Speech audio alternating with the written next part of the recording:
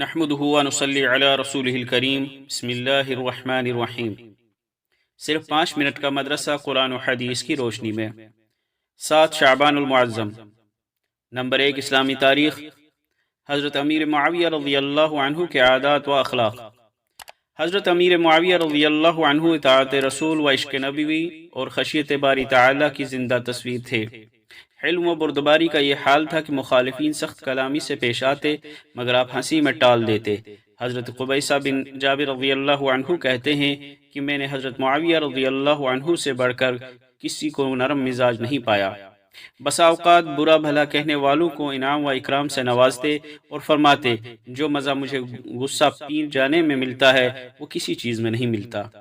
عشق رسول کی بنا پر وہ آپ صلی اللہ علیہ وسلم کے بال اور ناخن حفاظت سے رکھے ہوئے تھے، جن کے بارے میں وفات سے پہلے وصیت فرمائی کہ حضور صلی اللہ علیہ وسلم کے بال اور ناخن مرنے کے بعد میری آنکھ، کان اور ناک میں رکھ کر اللہ کے حوالے کر دینا، اور حضور صلی اللہ علیہ وسلم کی چادر میں مجھے کفن دے دینا۔ اطاعت رسول کا یہ حال تھا کہ وہ ابو مریم ازدی رضی اللہ عنہ سے یہ حدیث سنی کہ جس شخص کو اللہ نے مسلمانوں پر امیر مقرر کیا پھر اس نے ان کے اور اپنے درمیان پردے حائل کر لیے تو اللہ تعالیٰ اس کے اور اپنے درمیان پردے حائل کر دے گا۔ یہ حدیث سنتے ہی آپ نے لوگوں کی حاجتیں اپنے سامنے پیش کرنے کے لیے ایک نمائندہ مقرر کر دیا۔ ان کی سادگی کا یہ عالم تھا کہ دمشق کے بازار میں پیوند لگی ہوئی قمیص پہن کر چکر لگاتے اور دمشق کی جامع مسجد میں پیوند لگے کپڑے پہن کر خطبہ دیتے۔ غرض علم و فضل کا یہ سورج دمشق میں 22 رجب المرجب سن 60 ہجری میں ہمیشہ کے لیے غروب ہو گیا۔ انا للہ و انا الیہ راجعون۔ نمبر 2 اللہ کی قدرت۔ آسمان کے مختلف رنگ۔ اللہ تعالی نے آسمان پیدا کر کے 4 CMY کے رنگوں سے مزین کیا، لیکن جب ان رنگوں میں سے ایک کا اثر زیادہ اور دوسرے کا کم ہو جاتا ہے تو تیسرا رنگ پیدا ہوتا ہے۔ الغرض رنگوں کی کمی زیادتی سے آسمان کبھی نیلا، کبھی پیلا تو کبھی لال اور نہ جانے کیسے کیسے رنگوں میں خود بخود بدل کر خوبصورت نظر آتا ہے۔ پھر اس میں سورج، چاند اور ستارے سب کے لیے الگ الگ راستے ہیں جو اپنے اپنے راستے سے آتے جاتے، نکلتے اور چھپتے ہیں، جبکہ آسمان پر نہ راستے نظر آ رہے ہیں اور نہ رنگ بنانے کا خزانہ نظر آ رہا ہے۔ آخر یہ سارا نظام کہاں سے چل رہا ہے؟ بے شک یہ سب اللہ کی قدرت کا نمونہ ہے۔ نمبر 3 ایک فرض کے بارے میں۔ سود کی رقم کا صدقہ۔ حضرت عبداللہ بن مسعود رضی اللہ عنہ سے روایت ہے، وہ فرماتے ہیں کہ رسول اللہ صلی اللہ علیہ وسلم نے سود کھانے والے اور کھلانے والے یعنی دینے والے پر لعنت فرمائی ہے۔ فائدہ: سود کی رقم غرباء و مساکین کو بغیر ثواب کی نیت کے صدقہ کرنا واجب ہے۔ ایک سنت کے بارے میں۔ تہجد کا مسنون وقت۔ حضرت اسود رضی اللہ عنہ بیان کرتے ہیں کہ میں نے حضرت عائشہ رضی اللہ عنہ سے حضور صلی اللہ علیہ وسلم کی رات کی نماز کے بارے میں پوچھا تو فرمایا شروع رات میں سو جاتے اور آخر شب میں بیدار ہوتے اور نماز پڑھتے، پھر واپس بستر پر تشریف لے آتے اور جب اذان ہوتی تو آپ صلی اللہ علیہ وسلم بستر سے اٹھتے اور غسل کی حاجت ہوتی تو غسل فرماتے ورنہ وضو کر کے مسجد چلے جاتے۔ نمبر 5 ایک اہم عمل کی فضیلت۔ جانور پر رحم کرنے کا ثواب۔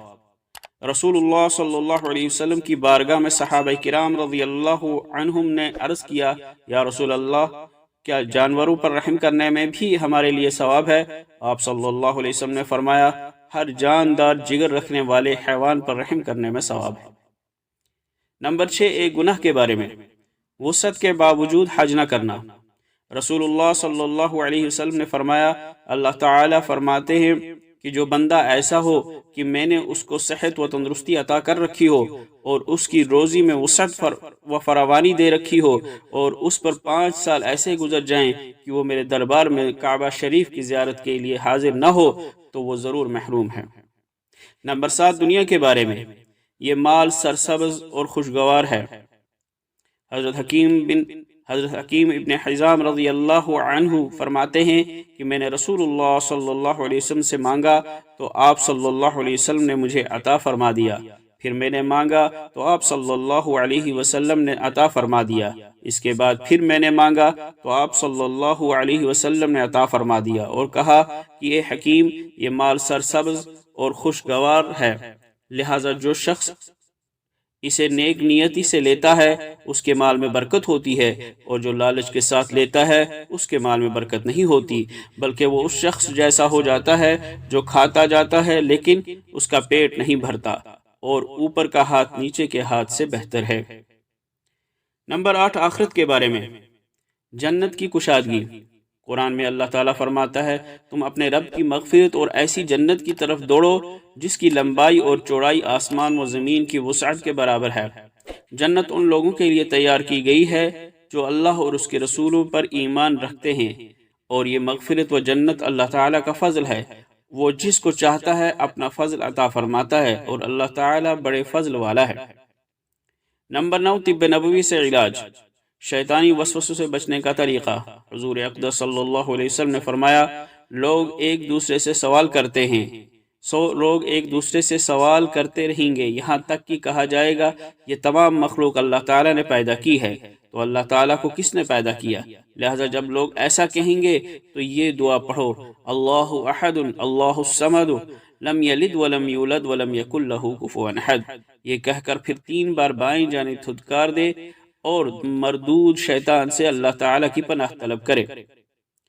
نمبر 10، قرآن کی نصیحت، اللہ کی مغفرت حاصل کرنے کی کوشش کرو۔ قرآن میں اللہ تعالیٰ فرماتا ہے، اور اپنے رب کی طرف سے مغفرت اور ایسی جنت حاصل کرنے کے لیے ایک دوسرے سے بڑھ کر تیزی دکھاؤ جس کی چوڑائی اتنی ہے کہ اس میں تمام آسمان و زمین سما جائیں، یہ پرہیزگاروں کے لیے تیار کی گئی ہے۔ اللہ تعالیٰ عمل کرنے کی توفیق عطا فرمائے۔ وآخر دعوانا ان الحمد للہ رب العالمین۔